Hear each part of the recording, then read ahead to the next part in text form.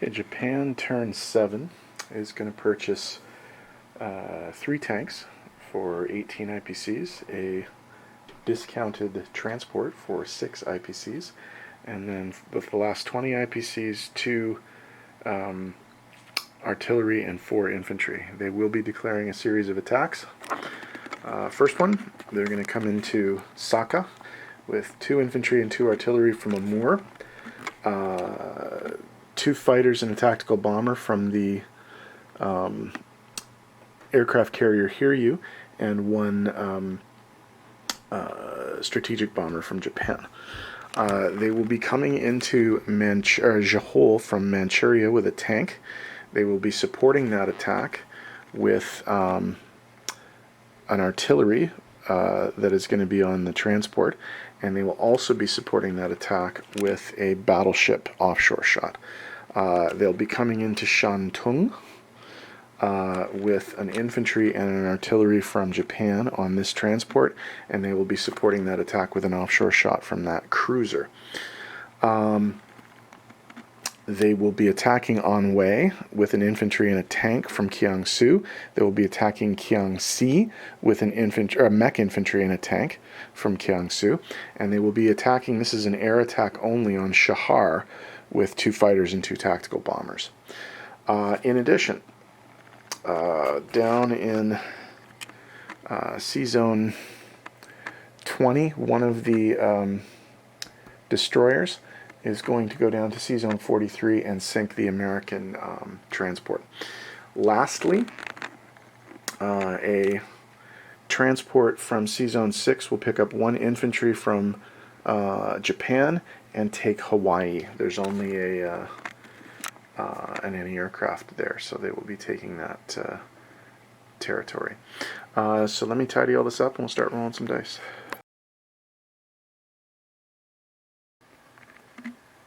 This is the amphibious landing in Hawaii. The Nissan Maru is dropping off an infantry, and there are no dice to be rolled because the only unit defending is an anti-aircraft artillery, and they are destroyed without any defense. So Japan takes the territory.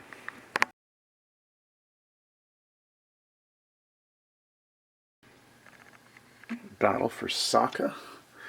The Japanese aircraft carrier Hiryu is sending 2 fighters and a tactical bomber. There's a strategic bomber, and then 2 infantry and 2 artillery. So that's 2 4s, 2 3s, 4 2s. 2, 4, 6 hits. There's only 5, so the battle's over.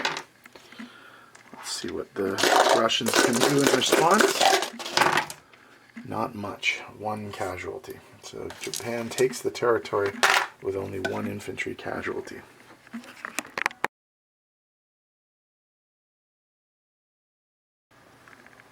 Right, this is the amphibious landing in Johor. The merchant ship Nana Maru is dropping off an artillery. Coming in from the land in Manchuria is a tank, and the Nagato battleship is performing an offshore shot. That gets to roll first, and remember, in this version of the game, offshore shots are first strike. And that's a hit. So the British tank does not get a defense, and Japan takes the territory with no casualties.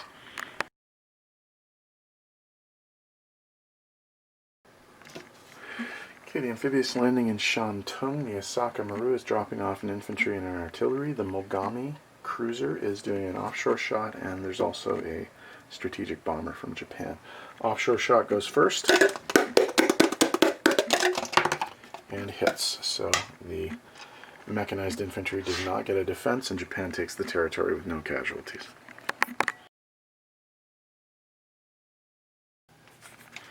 Okay, battle for Anhui. Tank, infantry. Hit with both. Chinese infantry. Miss. Japan takes the territory with no casualties.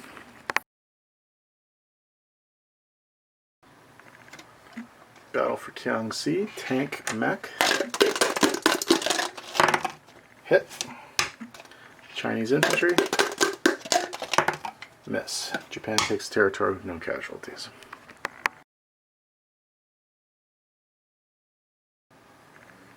It's a Japanese air attack on Shahar. 2 fighters and 2 tactical bombers going up against 2 artillery and an infantry.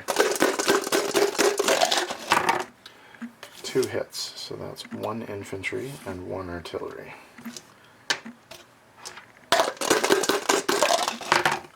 No hits. Well, we're definitely going to keep going then.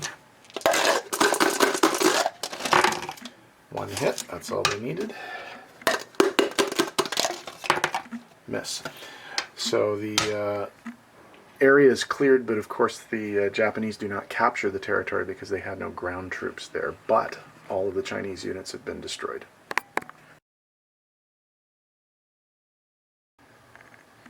Okay, C-Zone 43. This is an auto kill. The U.S. transport SS Logan Victory is being sunk by the Murasame destroyer, the Japanese destroyer.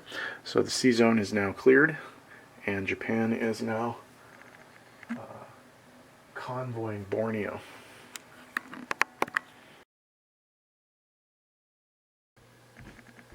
Okay, non-combat moves. All of the planes involved in the attack on Sakha will land in Amur. The strategic bomber from the Shantung attack will go back to Japan. The fighters and tactical bombers in the Shahar attack will go back to Kiangsu. The destroyer left in C-Zone 20 will come back up here, come up to C-Zone 19. The destroyer and submarine from C-Zone 6 will go to C-Zone 26, and all of the naval forces in C-Zone 25 will also go to C-Zone 26. So that's a destroyer, 3 cruisers, and a damaged battleship. So let's tidy up the board. We'll come back in a sec.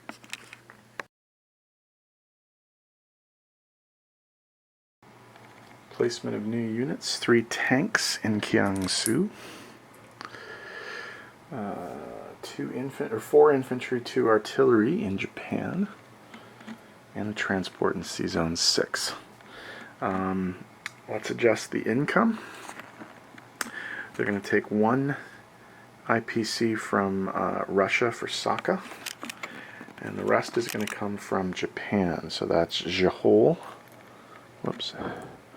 Johol, Shantung, Kiangsi, and Anhui. So that's 1, 2, 4, 5 from China, and 1 from Russia, and then of course 1 from Hawaii, from the Americans.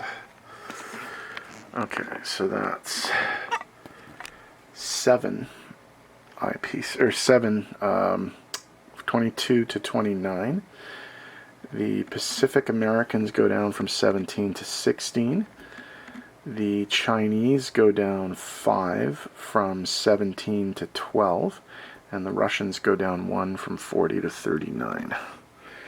So the Japanese are going to collect 29 IPCs. And let's do a disposition of forces for them. In Sakha, 2 artillery and 1 infantry. In Amur, 1 strategic bomber, 1 tactical bomber, and 2 fighters. In C-Zone 6, 1 empty carrier, 1 transport. In Japan, 1 strategic bomber, 4 infantry, 2 artillery, and 3 anti-aircraft.